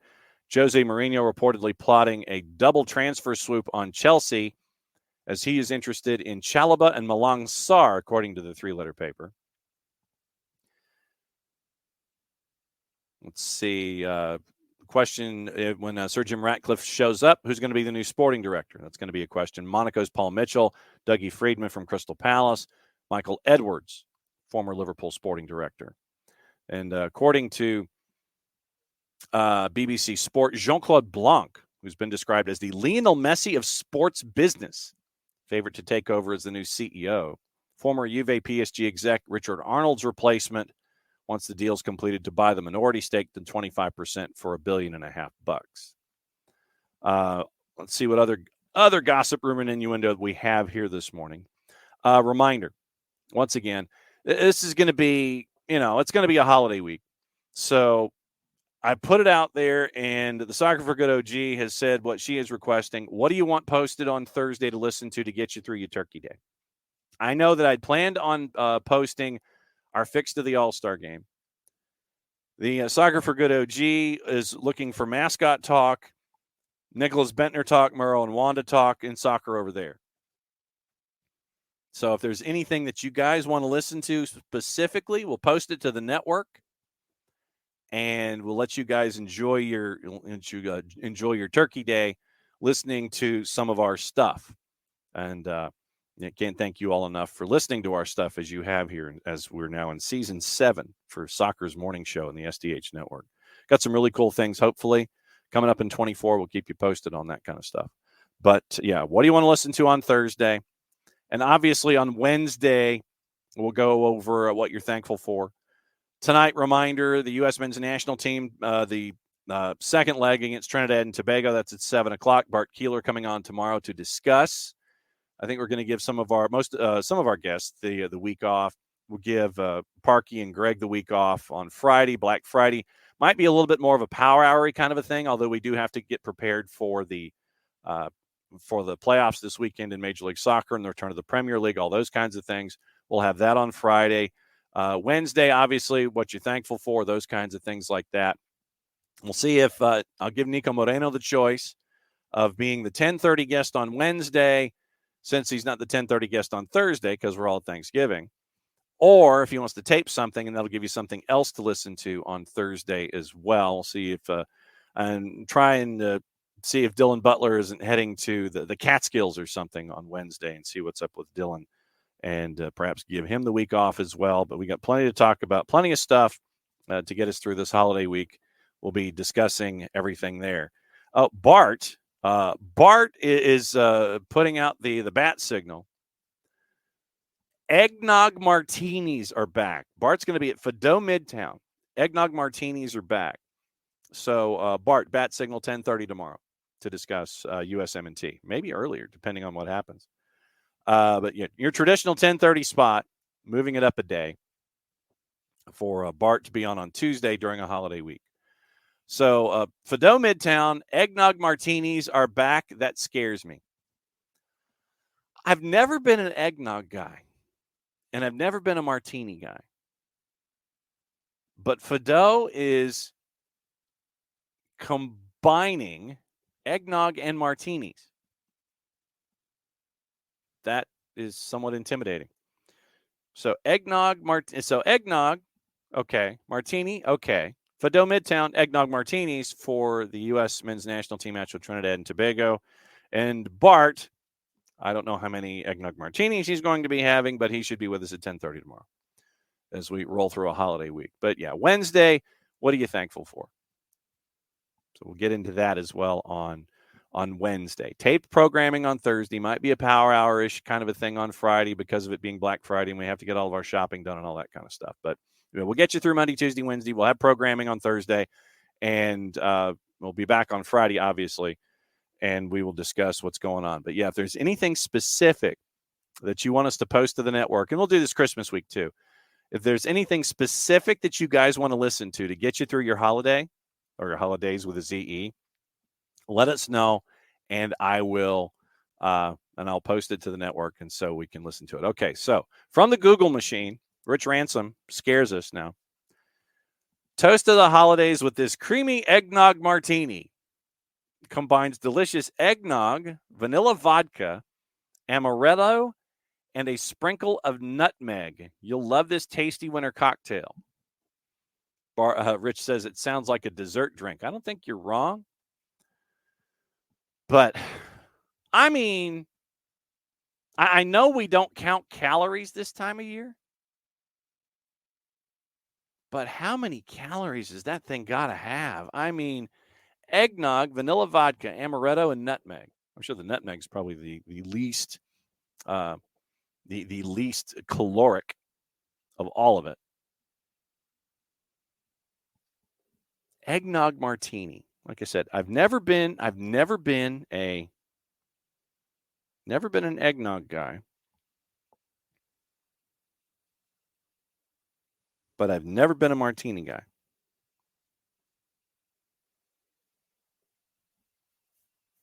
And so Bart does make the point. Calories don't count until March of 24. So, okay, so I see how Bart rolls. Thanksgiving, Christmas, New Year's, Valentine's. So until the college basketball tournaments, calories don't count. I see this. I see where Bart is going here. So literally until the postseason college basketball tournaments, calories do not count from basically November 1 to March 1. I appreciate this philosophy,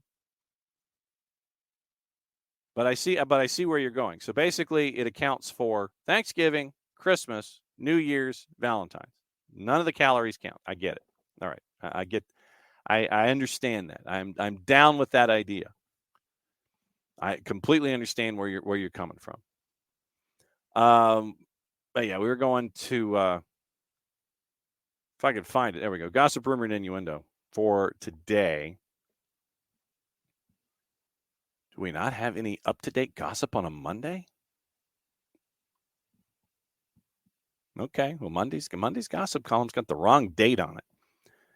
And we mentioned Griezmann. Mentioned Juve and Samuel Illing Jr. Villa exploring a potential January move for Athletic Bilbao's Ghanaian forward Iñaki Williams. Mentioned Bruno Fernandes. Tottenham and Chelsea hold an ongoing interest in Fulham target Antonio Nusa, the 18-year-old Norwegian forward who's at Club Brugge. Newcastle could come back in for Hugo Ekitike from PSG in January. We mentioned Zubamendi. We mentioned Chris Smalling. AC Milan trying to boost their attacking options in January could make a move for Lille's Jonathan David. That's from Gazzetta dello Sport. Barcelona, Real Madrid, Leroy Sané. Real Madrid considering signing a forward on loan after the Vinicius Jr. injury. Timo Werner, a potential target. Barcelona could receive up to 5 million euros or 4.4 million pounds in compensation after Gavi was injured. And the Premier League so-called Big Six have been told to pay more towards the rescue package for England's football pyramid after Everton were given a 10-point deduction. Once again, it's from our friends at The Telegraph. Tom Morgan, Sam Wallace, Ben Rumsby. Once again, more than one reporter. Big Six are at odds with rivals over the long-awaited £130 million pyramid rescue package as a wealth, and this is their words, a wealth gap row reignites after the Everton crisis. Meeting between the top 20, going to meet on Tuesday. Finally attempting to vote through the new deal for the wider game. Tensions are resurfacing over whether top clubs will be contributing enough to the bill. Telegraph Sport had detailed earlier how smaller clubs wanted the richest teams to accept a greater share, potentially through a transfer tax. A transfer levy of sorts, in addition to the traditional formula of relating contributions strictly to prize money, now appears likely as the model is finalized tomorrow. Fierce divide behind the scenes over whether the proposals are fair. Several smaller clubs complain a sliding scale payment system based on merit alone would leave them paying a much higher proportion of their revenue into the solidarity pot. Manchester City, okay, so this is interesting. Manchester City, for instance, could be paying as little as 2% of their revenue,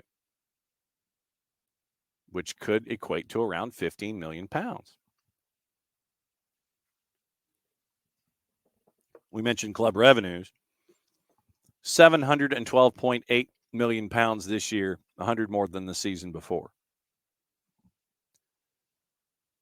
It has not been lost on the club, that Everton, that major teams who conspired in Project Big Picture and the European Super League breakaway plots previously went unpunished. Everton wrote on Friday the club will also monitor with great interest the decisions made in any other cases concerning Premier League profit and sustainability rules. Everton fans, and Ropes and Tom, I don't know if you know this, raised over £30,000 in a fighting fund to stage a protest at Goodison Park next weekend. Fans are making banners, flags, and leaflets to show their anger. Manchester United, Everton, Sky Sports, Sunday. A GoFundMe page set up by the 1878's fan group, which has a target of £50,000, says, quote, we have plans in motion regarding banners and flags against the Independent Commission's, quite frankly, disgraceful and nonsensical decision to deduct the club 10 points. If anyone would like to help, we'll release more information in due course. Any more donated will go towards making Goodison Park atmosphere as hostile and electric as it can be at a pivotal time for Everton Football Club. We won't take this lying down and, quoting Tom Russo, F the Premier League. That's their statement. The 1878 fan group is quoting and channeling Tom Russo. The Everton situation prompted MPs to pile renewed pressure on the Premier League to finally announce the new deal this week after years of talks. League's main priority is to ward off a more restrictive model under the new independent regulator in English football outlined in the King's speech earlier this month. Dame Carol Dinenage, chair of the Culture, Media, and Sport Committee, said the verdict illustrated that the status quo cannot continue. Most likely scenario remains the model for paying for the new deal remains strictly merit-related rather than connected with any transfer tax. United, City, Liverpool, Chelsea, Arsenal, Spurs have often been at odds with other clubs over how the new solidarity system should be paid for. Last year, they were outvoted after initially proposing those playing in Europe should not have to contribute more, and each club's contribution should strictly mirror their Premier League income. Small and medium-sized clubs successfully argued then for income from Europe, particularly from Champions League, to be part of the equation, still a feeling that the wealthiest teams should be paying more. Telegraph reported on Sunday how top clubs are also set to be handed a greater proportion of prize money, with the existing 1.6 to 1 ratio increasing to 1.8 to 1 from 25 and 26. So basically it is going from, it's 5 to 4. No, 1.8. If 2 is 8, so it's 18 over 10. So it's 9 to 5. A ratio of 9 to 5 in 2026 instead of the 8 to 5. So it goes from 8 to 5, from 8 to 5 to 9 to 5 in the proportion of prize money. So 1.6 to 1.8 to 1. Also on Tuesday, vote on fast-tracking a ban on loans between associated clubs. And this is big because of the whole Ruben Neves thing. Right now, Neves is in the Saudi Pro League, and there's interest, I want to say, by Liverpool to get him from the Saudi Pro, but that would mean also doing business with Wolves, because Wolves loaned him to Saudi Pro. Saudi Pro would be then loaning Ruben Neves back to Liverpool. So what happens in a situation like that where, hey, a club goes to a league outside of their own? Hey, we like that guy. Well, what's it worth to you? Well, I don't know. What's it worth to you? And then you'd have to deal with the circling back of the player into the Premier League. So that's what you're staring at. Clubs also expected to be updated on the league's negotiations for a new domestic TV rights deal after executives began the tender process last month. So you got that going on. Happy birthday, Tata Martino. May you celebrate with them all back.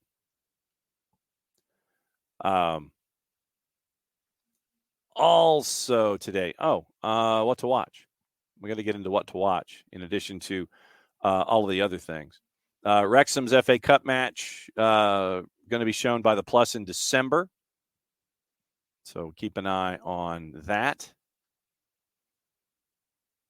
Ansu Fati's firm on his next season's preferred club, Liverpool and Spurs. Interested in signing Ansu Fati, currently on loan with Roberto De Zerbi in Brighton.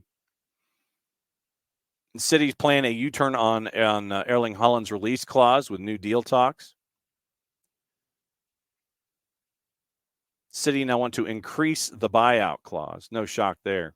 Signed a 5-year deal when he arrived in 22. Rumors joining Real Madrid and Barcelona started the next day, basically. 4-letter paper last month claimed that parties were planning to negotiate new agreements in the coming months. Salaries $500,000 a week.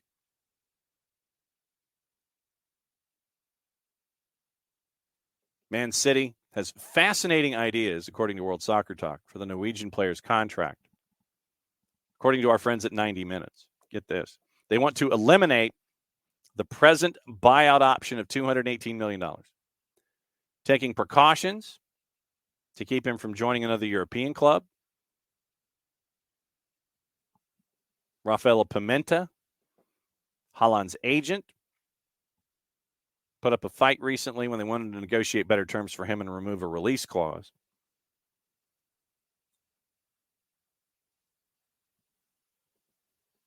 Pimenta discussed this with Relevo. Clauses into his contract, it's only Man City, Erling, his father, and me knowing the details of the contract. Other clubs don't know anything about that, no one. There's obviously room for negotiations between now and 2025. He'll be 26 in June of 2027. One of the club's highest paid players, getting $26 million a year. You sit there and he's one of the most highly paid players in the Premier League. Well, duh. Something else for Bart. IFAB is contemplating a major offside rule change for next season. So in Reffing Down here tomorrow, Bart, we'll discuss this. Newly proposed rule is said to align closely with the recommendations put forth by us and Wenger. Wenger has, he has had some ideas as to how he wants the offside rule changed. Offside regulation updated with VAR, clarified in recent years, mostly unchanged for decades. So the Wenger law, in accordance with the current IFAB regulation, IFAB offsides defined any part of the head, body, feet near the opponent's goal line, then both the ball and the second last opponent. Basically, if any part is off, he's off. Underarm region is the only section of a player's body that may be considered offside. Wenger is the current acting FIFA president of Global Football Development, and he has proposed modifying the offside rule. Wants to loosen the rules for strikers so goals aren't called back for minor infractions that provide no meaningful benefit to the defense. Reported by Marca, Wenger wants the rule changed so that the attacker's complete body must be in front of the final defender for a goal to be scored. However, Wenger wants the regulation clarified so that an attacker whose foot is slightly offside would be not called offside. New offside regulation will be tried out for the first time in Sweden's U21 and U19 women's leagues. Both the Netherlands and Italy committed to testing out the Wenger law in the future. According to the proposal, modification will be implemented in time for the 24-25 season if it receives approval. First introduced the revised offside rule to IFAB back in 21, testing occurring in the lower tiers of Chinese soccer leagues the following year. So I'll add that to Reffing Down here, Bart. The Wenger law and what it could mean.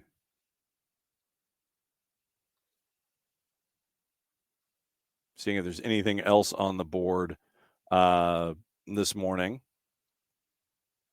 Oh, did you see this? For those of you that may have nothing to do next month, in and around National Signing Day, Barca is going to play Club America in Dallas, December 21st. One day after Barca is currently scheduled to host Almeria in a top-flight fixture. La Liga teams will take a 2-week break during the holiday period. It allows Barca to make the journey from the match against Almeria. I imagine it's at Jerry World. So Barca and Club America in Dallas on the 21st. So here's the statement. Immediately after the final whistle against Almeria at the Estadio Olímpic Lluís Companys, the team will be packing their bags, heading off to the U.S., where the Eagles will be waiting to play them in a friendly at the Cotton Bowl. Okay, so it's at the Cotton Bowl. It's not at Jerry World. So Club America, Barca at the Cotton Bowl, December 21st. Obviously, probably with Jerry World because it's tied to American football. You couldn't do anything. Barca's played at the Cotton Bowl before, faced Juve at the arena in July of 22, 2-2 in front of 58,000. Dembele scored, and Moise Kean scored for Juve.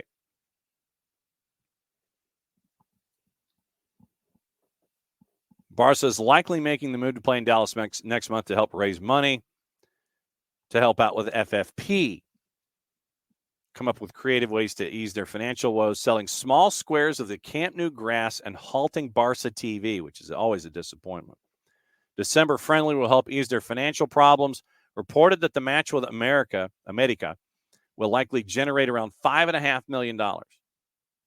Club has claimed that the proceeds from the friendly will go towards victims of Hurricane Otis, the storm that struck Acapulco back in October. So we'll see what happens there. I wonder if writing something off would help out with FFP as much as having that kind of activity would help out with FFP. If you can sit there and say, well,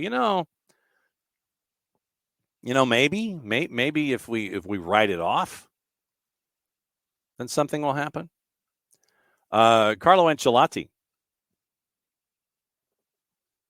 Speculation Ancelotti will be heading for Brazil the where and the when.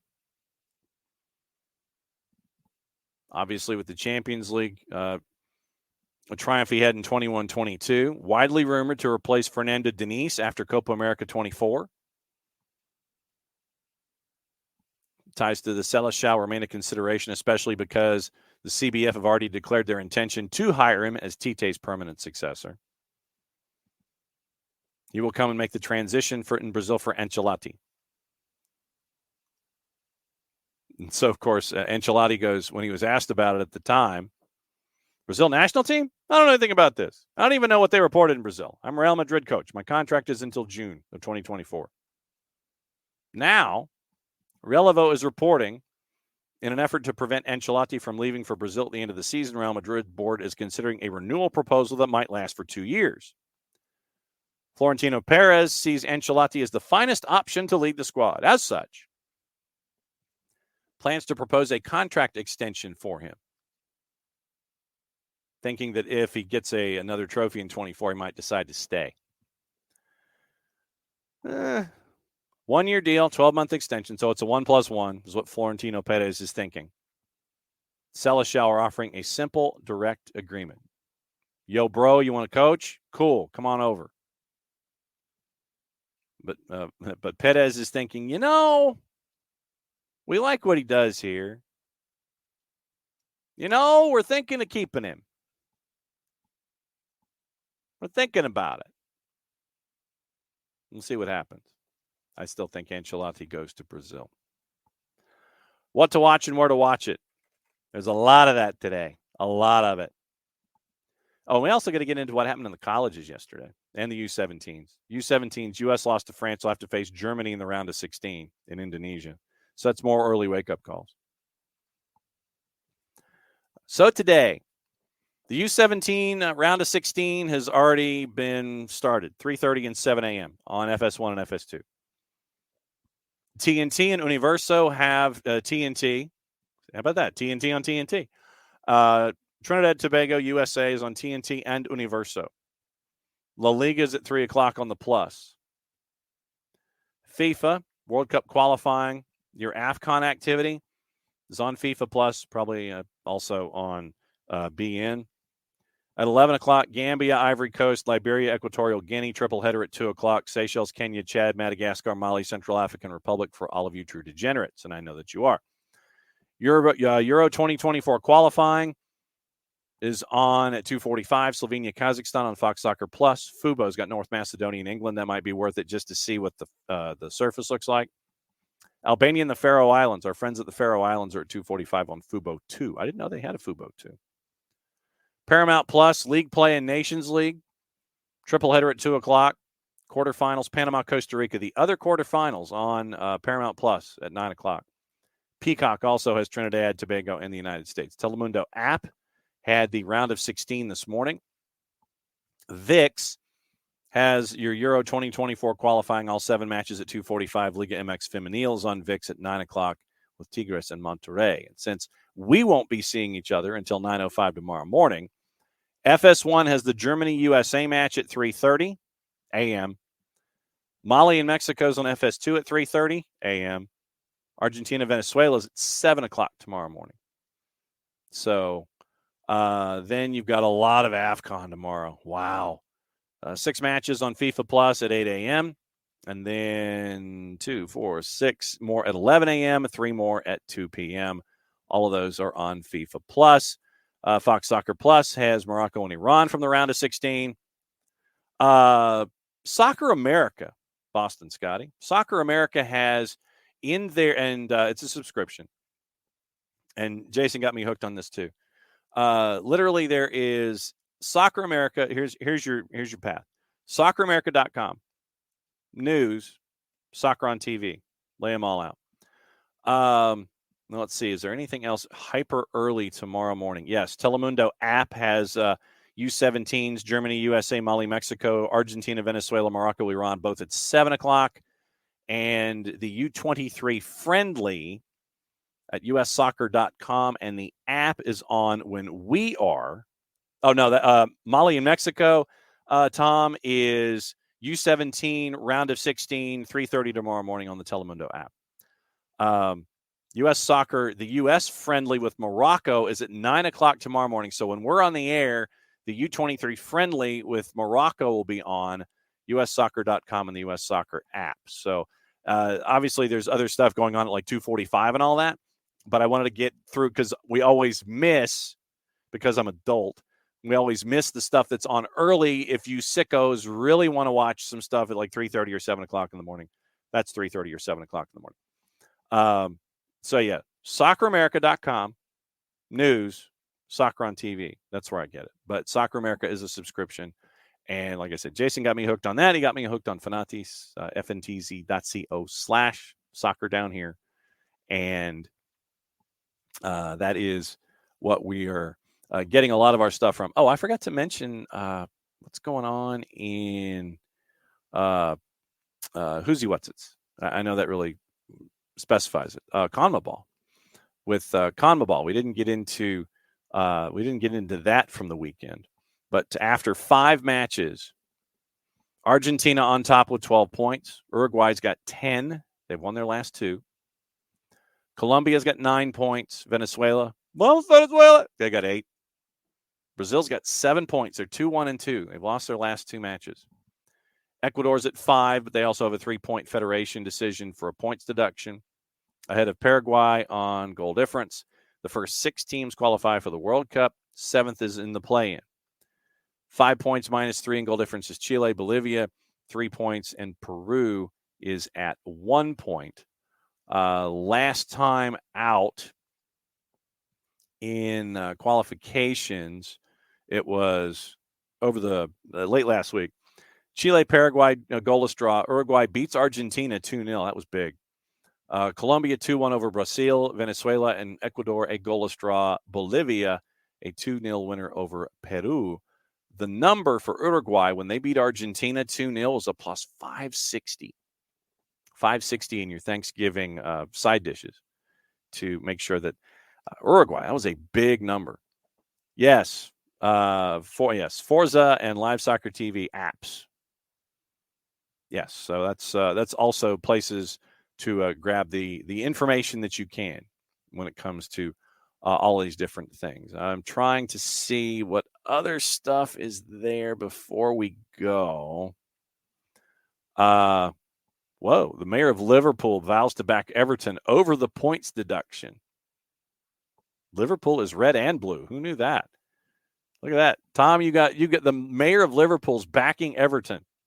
That's good politics. That's good politics. Let's see. I'm trying to see if there's any other headlines before we get out of here. Oh, the England squad. Kieran Trippier has withdrawn from the England squad due to a personal matter. Will not feature against North Macedonia, training with 22 players before that match with Skopje in Skopje. Trippier departed the Three Lions camp owing to a personal matter. Will not travel to North Macedonia. Had been dealing with a string of absentees. Southgate had Trippier's departure. 22 players train, joined by Declan Rice at the press conference on Sunday.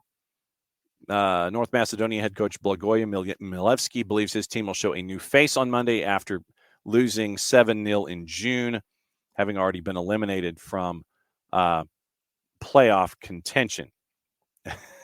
Tom, only foreigners support the red side. Let's see. Scanning. I'm trying to think if there's anything that I missed in all of this. Oh, if you missed the celebration for Albania qualifying for Euro 2024, very, very cool. Very, very cool. It's always cool when you see when you always get to see the game expand. Then one other thing before we go, and it's a week old, but still something to hold in your hip pocket. Eritrea withdrew from the 2026 World Cup qualifiers over fears players will flee. Ed Aarons and Alex Chismich over at The Guardian. Sources say it's to avoid players seeking political asylum abroad. No official explanation as to why the federation canceled matches. Joint statement from FIFA and CAF. All of Eritrea's matches have been canceled. They were supposed to travel to Morocco for their first fixture. Understood domestic-based players have been preparing for the opening 2 matches of their qualifying campaign for 3 months. Some members are believed to have attempted to convince the Ministry of Sport and Culture to give the team the go-ahead to play, but it was refused by the Commissioner of Sport and Culture, who supervises the Fed. Main reason is to prevent players from taking advantage of the national team's overseas fixtures to escape and request political asylum from the oppressive regime of Isaias Afwerki, which imposes lifetime military service on many subjects. Since 2009, it's estimated more than 60 players have used their status as internationals to seek asylum, with the most recent case involving 5 female players who fled hours before their match against Uganda in the Council for East and Central Africa, and again, SECAFA, women's under-20s, back in November of 21. 7 male players went missing in Uganda after helping Eritrea reach the SECAFA Cup final for the first time back in 2019. They remain in hiding. 4 U20 internationals fled after a win against Zanzibar back in 2019. Haven't played a friendly against Sudan in January 20. Haven't played since a friendly against Sudan in January 20. And their most recently competitive game was a 2022 World Cup qualifier in September 2019. No longer have a FIFA ranking, not having played a match in the past 4 years. All fixtures having to take place away from home, due to a lack of a stadium. So keep an eye on situations like that, but sadly that is not a surprise. Back at it again, 9:05 tomorrow morning, and we will discuss USMNT. We will discuss what else is going on. And once again, reminders. What do you want on the network on Thursday to listen to while you are sorting through your day? I'm going to post the fixing of the MLS All-Star Game segment. Soccer for Good OG has decided that she's looking for some soccer over theirs, especially with mascots and stuff with Wanda and Mara Icardi and Bentner down here, those kinds of things. So keep an eye on it for that. On the show, go ahead and post it. I'll keep asking the question all week. And obviously on Wednesday, what are you thankful for? And all that kind of stuff. But Bart Keeler joining us 10:30 tomorrow to discuss USMNT, what happened with Trinidad and Tobago. We'll be kind of keeping an eye on the friendly for the U23s that happens at 9 a.m. And we'll just see where the week goes. Once again, I think a lot of folks I'm going to give the week off just so they can spend time with their families and not hang out with us. Of course, they're probably also on the road doing those kinds of things too. So for everybody here at SDH, thanks for hanging out with us for yet another go-around of soccer down here on a Monday. Reaction Monday. Let us know what you're reacting to all week long. Back at it again, 9:05 tomorrow morning. Mucha plot to y'all. Play it safe, and since it's the end of the show, it means I get to do this. We'll do it again tomorrow.